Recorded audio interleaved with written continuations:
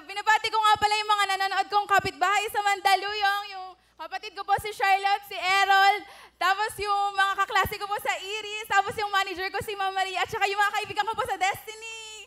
Hello po. Nag-aaral ka? Opo, Will. Saan? Sa Iris, third year college na po. Anong course? Public Administration, Kuya Will. Wow, public administration. Ano naman ang iyong trabaho? Ako po, sa ngayon, Will, ako ay isang dining assistant po, pero matagal na po ako nagkatrabaho. Bali, 7 years na. Simula po nung high school ako. Bali, 14 years old po ako yung nagtatrabaho po ako. Bilang? Bilang isang tindera po sa bangket. At the age of 14, ikaw 14 po, ako na po yung breadwinner din po sa pamilya namin. Sa dalawa ko pong kapatid na bali 14 po nung nagsimula po akong magtrabaho doon. Tapos, bilang isang? Bilang isang tindera ng DVD, Will. Ano ba ang trabaho ng iyong mga magulang? Si mama po ay isang kasambahay sa ngayon po. Kasambahan. Asan Opo. ang nanay? Okay. Ang tatay mo? Sa ngayon, Will, yung tatay ko po ay hindi ko po nakita. Simula po nung bata ako. Kilala mo ba ang tatay mo? Kilala po Ano sa pangalan? picture. Sherwin po.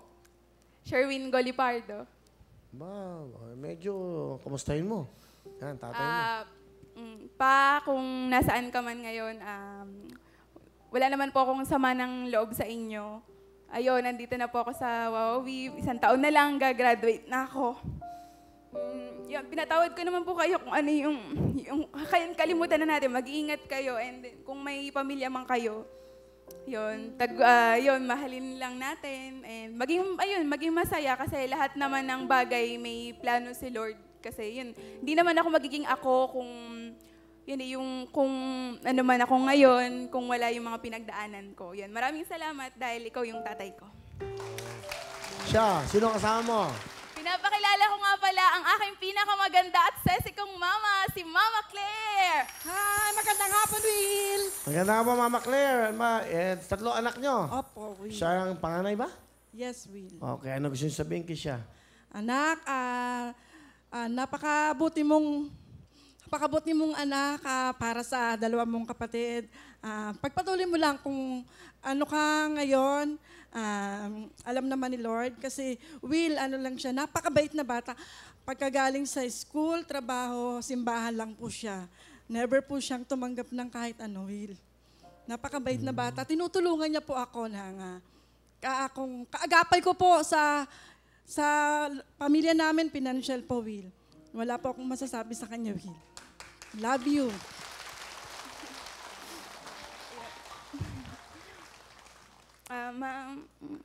Salamat din sa lahat sa pagkasakripisyo. Kahit ikaw lang mag-isa sa amin 3. Yun. Yun, maraming salamat kasi yun, malakas ka at lagi kang masaya. Kahit na medyo nag-away minsan sa bahay.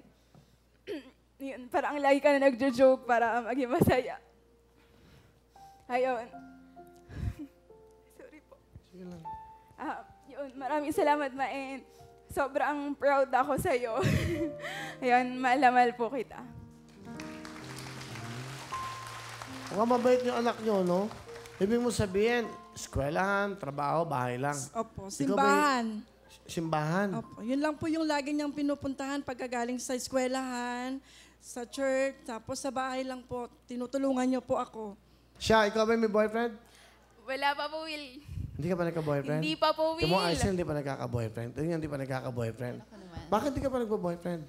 Ano po, mas gusto ko po kasing mag-focus din sa ACADS tsaka sa family ko since na breadwinner din po ako. Kaya kailangan ko po talaga. Focus po muna. Mabait talaga. Mabait. Swerte kayo sa anak nyo, ha? Yes, Will. Anak nyo, siya, ka na dito. Meron kang 10,000!